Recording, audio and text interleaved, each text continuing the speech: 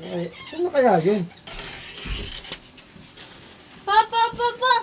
Pinag-uusapan ka ata ng mga chismosa doon. Bakit? Ano yung sasabihin mo ngayon sa akin?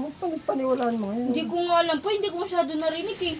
Wala yun. Baka nagkamali ka lang. Baka pagkakarinig mo lang. Ikaw nga yun. Teka, paano mo naman nasabi ako yun? Eh, Ang dami-daming tao. sabi nila, pogi na may tato.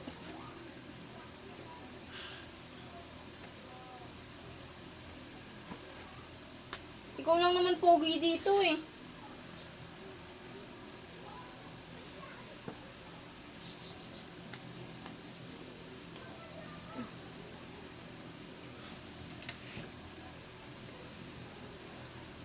Pamerindahin mo mga chismosa. Isama mo na rin mga istusera. Pogi ba talaga? Oo, sabi nga nila, napaka-pogi mo daw eh.